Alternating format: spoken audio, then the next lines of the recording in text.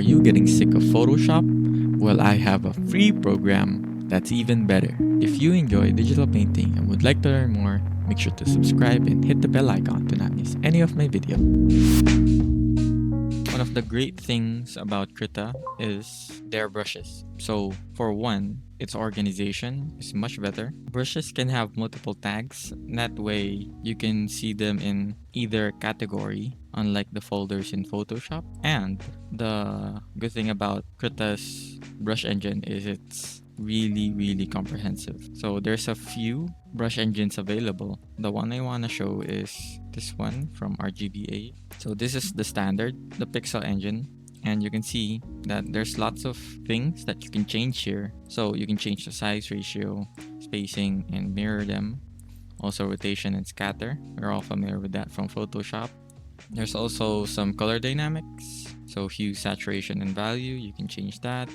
And the one that makes this even more complicated is it can take multiple inputs. So from the size here, I've selected the size, there's pressure, and actually I can add another input, say distance, and you can see that for every 30 pixels, it would change in this manner. So it would go from 0 pixels big to 30 pixels, or like 100% big. You can change that to something more, say something like that, and it would create these interesting shapes, which is cool. And added on top of that, you can manipulate the curves in a way that you can change how the input is interpreted. Another one is Krita's ability to interpret different brush tips. So this is what we call brush tip. And the brush tip that's active is this one. And you can see when I create a stroke, say let's use this brownish color, creates that weird pattern of like dark light. And there's this kind of, it looks like smeared paint basically.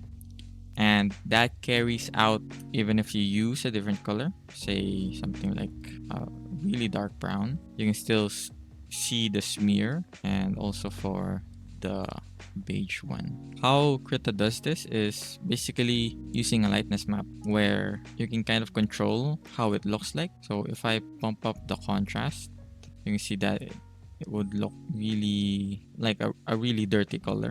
But if I turn that off, actually 100%, it would look flat. There won't be any texture at all. If I change that up, you can still see the smear. So that's how it works. It uses the lightness map of the brush tip to create that interesting texture. It's kind of like similar to the mixer brush in Photoshop. And because of this, you can use this to create really dynamic brushstrokes in your illustrations and have that traditional feel, much more accessible to the ones going into digital art. Some might even say that the brushes are way too complex, but it's only there if you need it, and you can always build on top of existing brushes, say a texture category. So you can have these kinds of brushes where it just kind of like scatters around, and you can just change the brush tip for that. So instead of that, I'm gonna use this one, and now it's a different type of brush entirely. I can change the scatter and make that a fuzzy dab. Basically, it's random. It's the jitter setting in Photoshop, and I increase the strength of that, and it will look like this. So you can just build on top of other brushes. You don't have to start everything from scratch. Next up are the assistants, which you can find over here. You'll be greeted with these settings on the tool options, and you have a bunch of different assistants available. The most common one is the 2-point perspective. So I'll just show how that works. So you add 1 point and you add another point. Then this is like the third point, so I can just choose over here. And now I make this snap to assistance. You can see that my brush is going into that vanishing point. So it's kind of like Clip Studio Paint, where it kind of has this magnetism towards the assistant that you made. So this is only one. Another one is, let's remove this first. Another one is the concentric ellipse. And this is for creating, kind of like a barrel of a gun or something that has lots of circles but is also in perspective, which is kind of hard to do when you're doing it freehand. Another one is the spline, which I've used fairly often. It's kind of like the pen tool, but instead of using the pen, you're gonna use the brush. And because you're using the brush, you can control the pressure when you're going along this curve. So I press really hard, press really light. You can't really see that much. I'll use a different brush, something like this. If I press lightly, it's small, and if I press really hard, it will get bigger. And I don't have to follow that same curve. You can't really see it right now, but I'm not really drawing into the spline. It's just magnetized over there. So that's another thing where you can create really dynamic strokes but have the control of pressure, which is the one of the most difficult things to do when you don't have that good muscle memory just yet, and especially when you're inking. So this is great for, say, you're creating the hair of a character or a really long stroke, maybe the legs or the arms and things like that. I'd often use this for something like this, where say I want it to be really thick at the top, then really thin at the bottom, but I don't have to think about the path of my stroke anymore since it's magnetized to that assistant.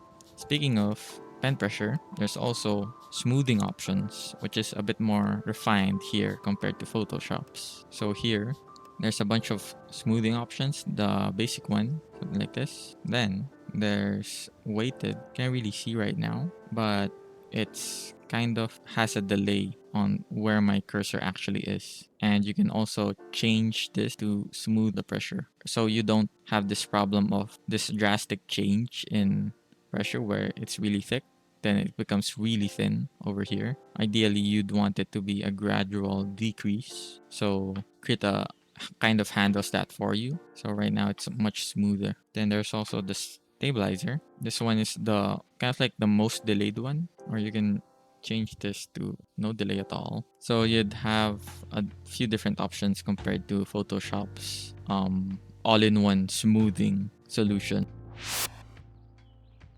Perhaps the biggest thing that got me interested in Krita is the amount of customizability that you can do in their keyboard shortcuts. So here you can actually search for a specific function, say layer, and you can change the keyboard shortcut for that. You can add different keyboard shortcuts for other functions, unlike in Photoshop where you can't really bind a key to other functions. Here, you basically have access to pretty much all of the functionality. So one thing is you can't really have a fill color. So this one right here, fill with background color, fill with foreground color. You can't really have that in Photoshop. In Photoshop, it would be Alt Backspace and Shift Backspace respectively, but in here you can have a different keyboard shortcut. So I've made it Alt D and Shift D. In Photoshop, you can't really change it. You need to use Alt Backspace or Shift Backspace, or you can add it to an action, but there's only so many function keys on the F key row, which I don't really want to occupy all of them with my commands. So this is really useful in my case, at least, because Alt Backspace requires you to use two different keys, right? All in like polar opposites of the keyboard. So you need to press Alt and Backspace, and you need to use two hands for that keyboard shortcut, which I don't really like and wastes a lot of time since I use this feature a lot. So it's great that I have this here. Another one is delete, where you need to use backspace. Another key that requires you to move your other hand to the opposite side of the keyboard. And here you can just remap it so that your hand doesn't leave the home row. Then another one is you can have quick access to 10 brushes at one time. So there's this add-on in Krita, or I think it's a plugin. It's a script and it's called 10 brushes. It comes pre-installed with Krita. So what this is basically you can choose what keyboard shortcut they represent. I've set mine to 1, 2, 3, 4, 5 on the number row and control 1, 2, 3, 4, 5.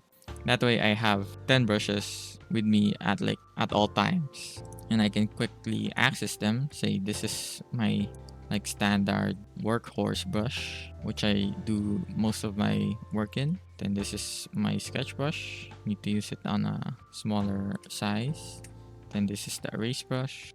I erase things with this. Then this is my airbrush, my blending brush. So I can blend, erase, airbrush, and draw without going to the brush docker and choosing a specific brush or searching a specific brush. I just need to press a single button, and I already have my brush of choice. There's also this one where if you right click, you can have a set of brushes that you have access to, and you can configure how many brushes are here. Then you can just click on them and it will be automatically selected.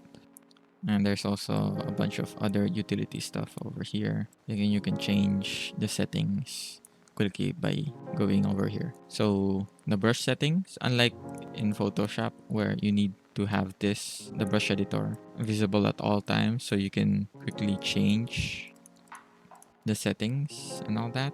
But here you can have it open up by just right clicking, which is a really useful tool when you're painting and constantly changing your brush around. There's also a number of different plugins besides this one. Well, this isn't a plugin. This is called the pop-up palette or the pop-up widget, and basically it removes your need to navigate the canvas using keyboard shortcuts. But there's also other plugins that you can install that basically makes it you don't need to have a keyboard at all to use any of Krita's functionalities. And one of them is Canvas Buddy, Tab UI, and Touch Docker. So I'm not really familiar with them, so you can go check them out. But yeah, since Krita is available in Android, you can use it without a keyboard at all, since it can be used that way.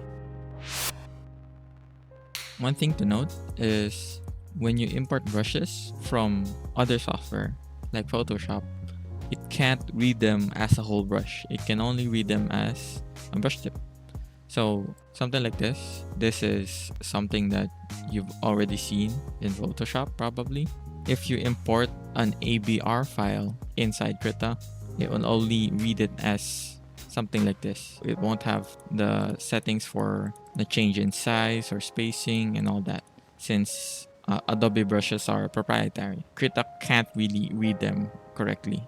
But yeah, you already have a bunch of brushes by default over here, and the community already made lots of brushes that you can use for your own work, all for free too, like the ones I have over here. So this one is the concept and illustration bundle. It has this kind of style, and some others are like this one. This is from Environments, I think. And yeah, lots of other brushes that you can download. So there's no shortage of brushes, but just to be clear, you can't import your Adobe brushes into Krita one-to-one. There's also a recorder, so something like from Procreate, where you can create like a time lapse of your drawing. There's also something like that over here. You can find it over settings, dockers, then the recorder docker. And you can set it in a way that it records automatically when you have Krita open, and you can export it into different formats, and it would last around a minute or so. So just under Instagram's max video length. So you can share it on your social media and all that. So yeah, that's that. Thanks so much for staying until the end. If you're still interested in learning the basics of Krita and how to use it effectively, I have a course over on my Gumroad, link in the description. Basically, a beginner's guide to Krita. So that's it for today's video. Leave a like if you enjoyed it. Share your thoughts down here in the comment section. And thanks for watching.